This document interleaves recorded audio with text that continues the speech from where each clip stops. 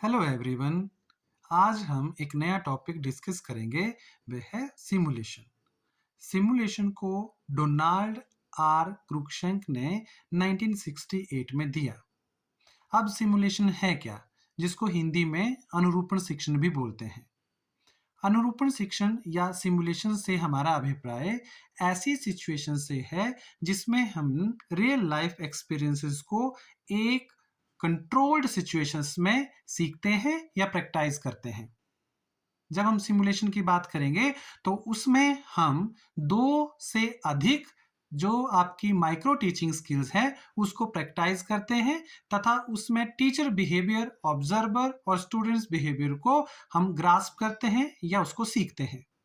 Simulated का दूसरा नाम सिमुलेटेड सोशल स्किल ट्रेनिंग भी कहा जाता है या रोल प्लेइंग भी कहा जाता है। अब सिमुलेशन को समझने का सबसे आसान तरीका क्या है? सिमुलेशंस मतलब अनुरूपण शिक्षण, रियल लाइफ एक्सपीरियंसेस या real life situations minus irrelevant elements. अर्थात कि जब हम यथार्थ जीवन से इररेलेवेंट एलिमेंट्स को हटा देंगे तो वो सिमुलेशन कहा जाएगा। According to Fink, simulation is the controlled representation of reality। अर्थात सिमुलेशन एक ऐसी व्यवस्था है जिसमें हम कंट्रोल्ड सिचुएशंस में चीजों को सीखते हैं। अब हम बात करेंगे बेसिक एजम्पशंस क्या हैं सिमुलेशंस की। Number 1, teacher behaviour is modifiable. इसका अर्थ ये हुआ कि अध्यापक के व्यवहार को परिवर्तित किया जा सकता है। Second one is patterns of teacher behaviour, कि जो टीचर है उसके बिहेवियर जो है वो तीन तरह से हम डिसाइड करते हैं। पहला है टीचर, ऑब्जर्वर और स्टूडेंट। अर्थात एक ट्रेनी टीचर जो है वो टीचर, ऑब्जर्वर और स्टूडेंट्स की भूमिका का निर्वहन करता है। थर्ड पे है टीचर बिहेवियर हैज टेक्सोनॉमी। अर्थात टीचर के बिहेवियर में नॉलेज, अंडरस्टैंडिंग और एप्लीकेशन जो है वो उसके व्यवहार में झलकता है, जिसको हम समझते हैं।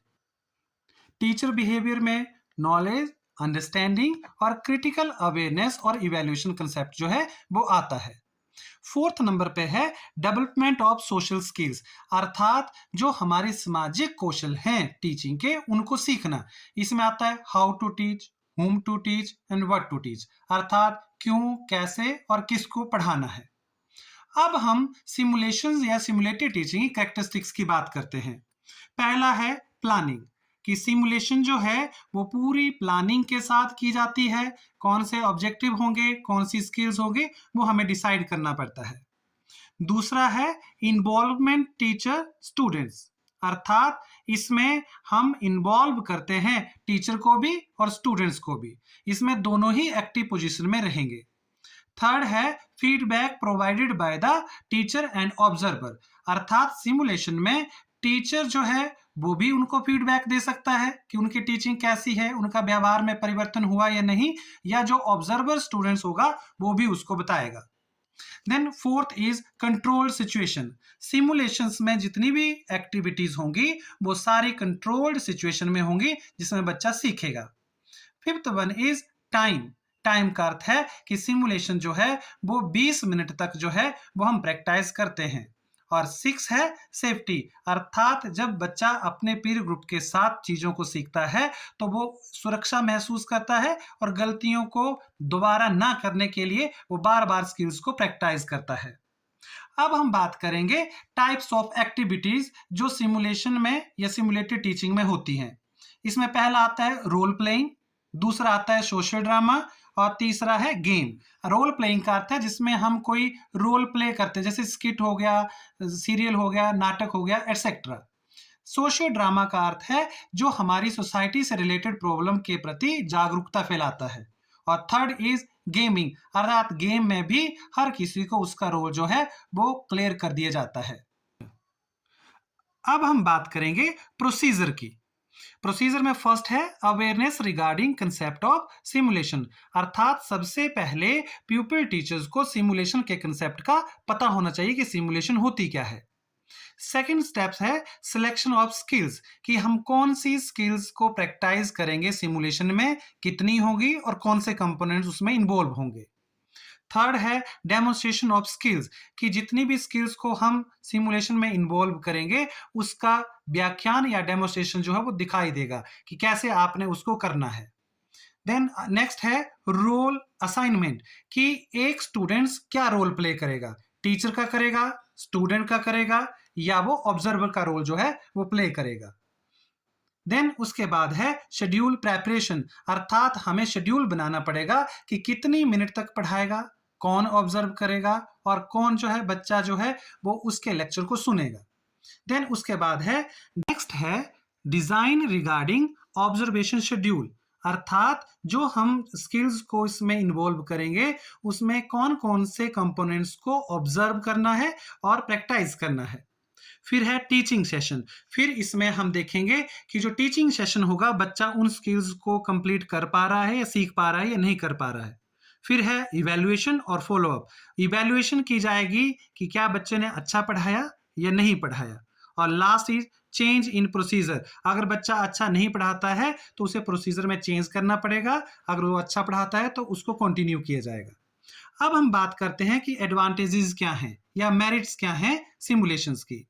इसमें पहला है डिवाइस फॉर मोटिवेशन, सिमुलेशन जो है वो बच्चों को एक मोटिवेशन देता है कि वो उन स्किल्स को अच्छी तरह से एक्वायर करें और अच्छी तरह से क्लासरूम टीचिंग जो है वो कर पाए। Second is analysis of teaching problem, कि क्लासरूम में आने वाली विभिन्न प्रॉब्लमों को का विश्लेषण करके उनको हटाने की वो कोशिश करता है। थर्ड है रिमूवल ऑफ बिहेवियरल प्रॉब्लम्स, अर्थात व्यवहार संबंधी समस्याओं को हटाया जा सकता है सिमुलेशन के थ्रू। फिर है एक्विजिशन ऑफ क्लासरूम मैनर्स, कि क्लास में कैसे पढ़ाना है, इन मैनर्स को बच्चा जो है कंट्रोल सिचुएशन में सीखता है। देन उसके बाद है link between theory and practical और प्रैक्टिस, अर्थात जो थ्योरी हमने पढ़ी है क्या वो एक्चुअल क्लासरूम में इंप्लीमेंट हो पा रही है, उसको जो है ये लिंक का काम करता है कि वो रियल में सीखे और उसको इंप्लीमेंट करे। और लास्ट है कंसेप्ट ऑफ डेवलपमेंट, कि जितनी भी चीजें हैं वो सीखेगा, स्किल सीखेगा, प्रैक्टिस करेगा तो उससे उसका मानसिक विकास जो है वो खुद ब खुद होगा। और लास्ट है इंटरेस्टिंग, कि इससे टीचिंग जो है इंटरेस्टिंग होती है, बच्चों को अच्छी तरह से समझ आता है। नेक्स्ट है लिमिटेशंस। फर्स्ट है डिफिकल्टी फॉर बिगिनर्स, कि सिमुलेशन जो है वो बिगिनर्स के लिए थोड़ा सा कठिनाई का अनुभव करवाती है क्योंकि स्किल्स के बारे में याद करना समझना थोड़ा मुश्किल होता है।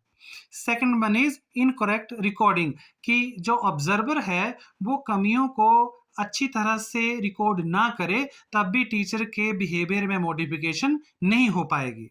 देन टाइम कंज्यूमिंग, कि इसमें टाइम कंज्यूमिंग है कि अगर आप अच्छा नहीं करते हैं तो बार बार आपको टीचिंग सेशन में जाना पड़ेगा तो उसके लिए बहुत समय लगता है।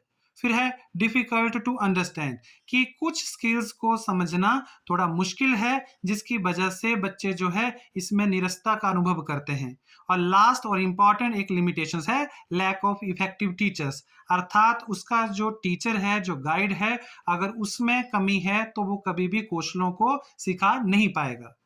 अब हम लास्ट में देखेंगे कि modification of teacher behaviour through simulation, कि सिमुलेशंस के थ्रू हम कैसे जो है टीचर के बिहेवियर में मॉडिफिकेशन कर सकते हैं।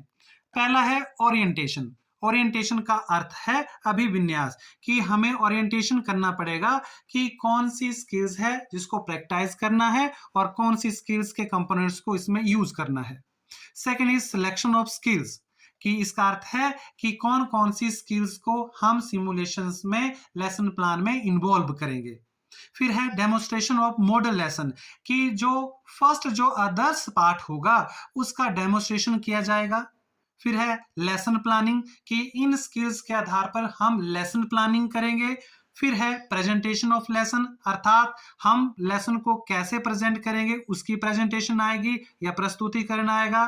फिर है फीडबैक, कि क्या लेसन अच्छी तरह से हमने उसको इंप्लीमेंट किया, पढ़ाया या नहीं पढ़ाया, वो फीडबैक या पृष्ठ पोषण में आता है।